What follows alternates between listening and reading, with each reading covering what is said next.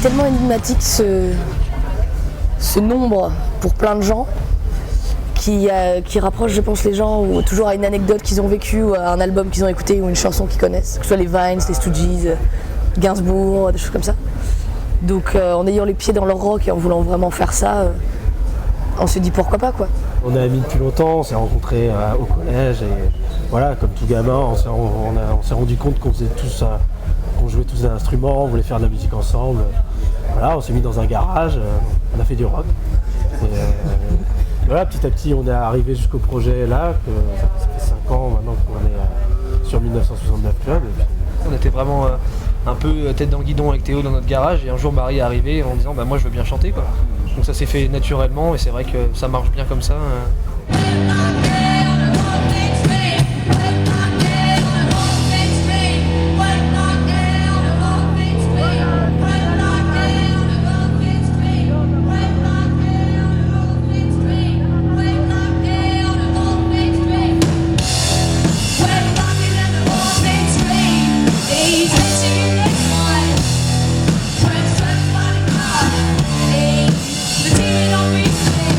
C'est un truc qu'on n'a pas cherché, tu vois, qui s'est un peu imposé parce qu'amicalement et musicalement ça le faisait tellement qu'on s'est dit on y va. Et chacun en fait a pris naturellement sa place. Et moi j'étais devant parce que ça me plaît.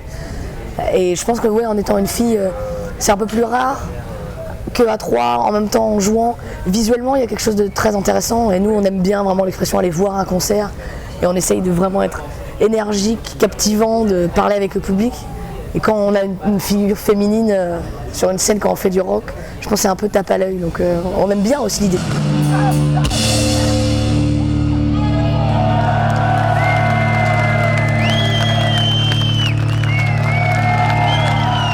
Il y a une vraie patte sur ça, et que ce soit une fille déjà ça se reconnaît, on fait ah c'est du rock avec une fille, et puis quand tu entends ce petit grain là, où les gens ont l'impression que je suis tout le temps malade, qui marche quoi, quand on écoute Janis Joplin, qu'elle ait bu un peu trop de whisky, on la remercie quoi, limite, on fait putain c'est magnifique. On se voit chez l'un, chez l'autre, on écrit des choses, on bidouille sur nos guitares, puis après on va en répète et tout se fait tout le temps à 3. Donc les paroles c'est souvent, on essaye de raconter une histoire et on part d'images en fait, qu'on a de tableaux, de sensations avec les instruments basiques du rock.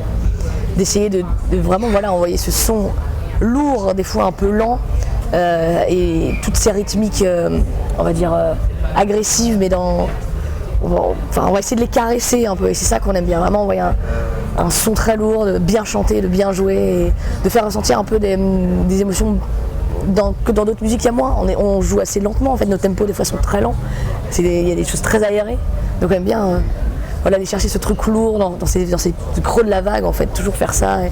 Il y a un tremplin tout le temps dans les rythmes que j'aime beaucoup.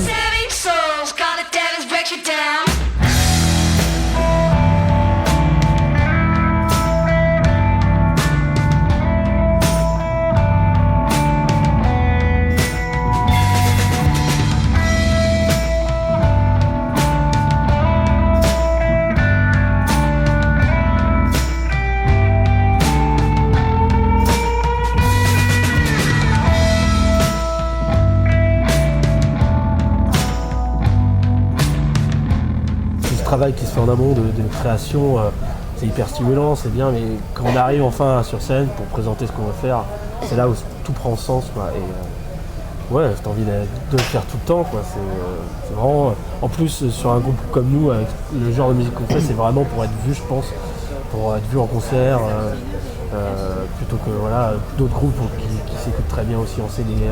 Nous, je pense que voilà, on aime bien que les gens nous voient aussi en concert.